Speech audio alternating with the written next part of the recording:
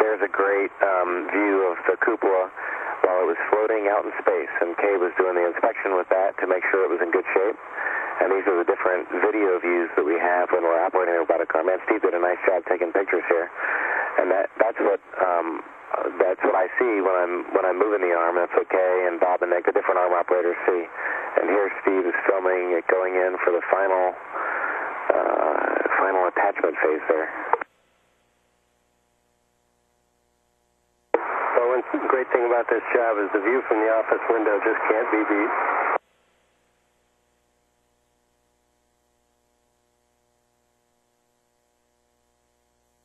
Okay, in the upper left is node 3, and the lower right is the cupola itself, a little dome-shaped thing. It's actually not very little, but compared to the rest of the space station, it looks pretty petite. You can see all kinds of space hardware out there, a couple different robot arms, one from the space shuttle, one from the space station.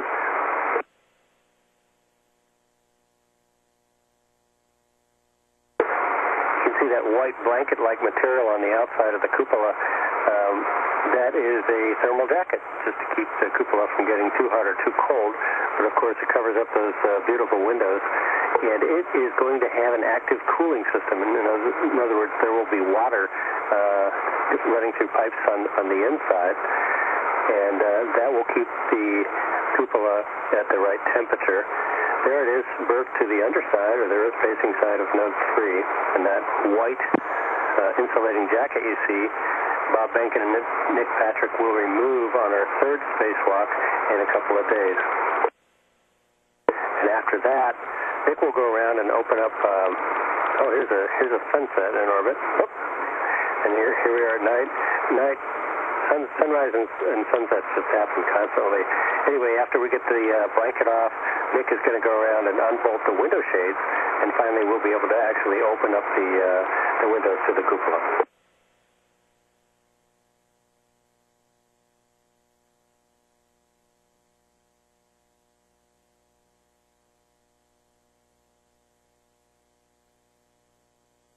Okay, we're back in node 3 now doing the work to get the cupola in it. So in the morning, we had to depress it, take all the air out of the cupola, and then here we are in the evening after we reattached it to a different hatch, and now we're having to open up the hatch and put air back inside of it. So one of the fun things, like I said before, about working in node 3 is that you can work in any attitude, any direction you want can be up, and you can have a bunch of people in a small space where on the ground in a trainer it would be really uncomfortable and hard to get to. You can just float and spin your body and get in the position that you need to get in. That's Steve Robinson and Jeff Williams, the Space Station Commander, working down there.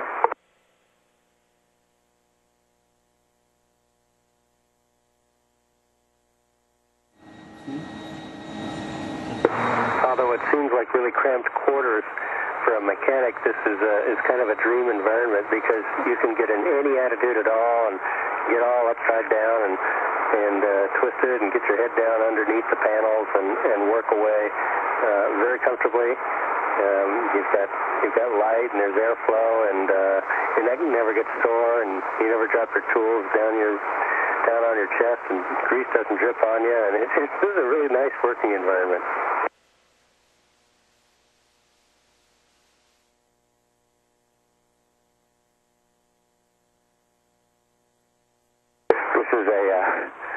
This is what's called an MPEV, which is a pressure equalization valve.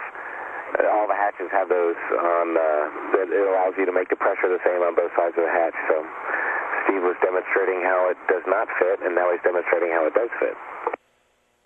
That's TJ, one of our station crewmates that's floating on into node 3, and he's been helping us tremendously getting through these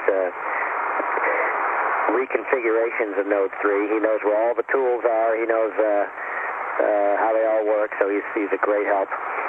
And that's Terry there, and he's trying to work on a rack. He's trying to do some rack outfitting so it can be rotated easily and conveniently in its orbit configuration. Rotating racks, essentially, that's the way we get to the back of them. We don't pull them out. We just kind of put a hinge on them and pull one end of them down and then kind of slide them out. That's how we get to them. And the racks are launched with some pretty beefy structure that we don't need once we get on orbit. So part of the rack outfitting is pulling that out and putting in some convenience items so we can work on them. And here's Bob and Nick, not in their usual EVA role, but they're in a robotics role. And here Bob is going to grapple PMA-3. One of our last robotics tasks is going to be, we're going to do this tomorrow actually, is to move PMA-3 from the top of node 2 and put it on the end of node 3. So we're going to, if it was a hat, we were going to take it off and put it on our left shoulder. And that will be the final configuration of PMA-3. And that's a view of what Bob and Nick are keeping track of. And that's this shows why the cupola is going to be so nice. They've got this mosaic of views, and in their heads, they got to stitch together all these views and decide what the arm is doing and if they've got safe clearance, not only with the end part of it, but where the joints are and where they're going. And you can see their heads are on a swivel. They're constantly moving left to right and working together to make sure this is all done safely. And there's Kay doing some rack outfitting as well. Kay's got her Navy hat on.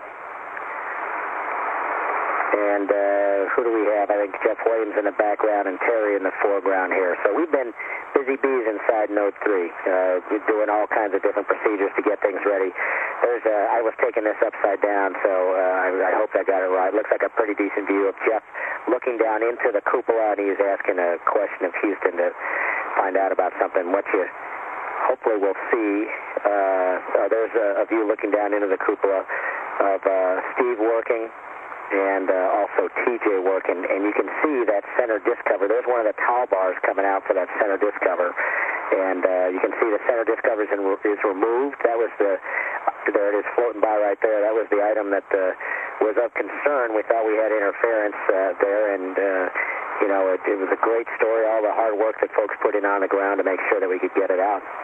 And that looks like that's it for today.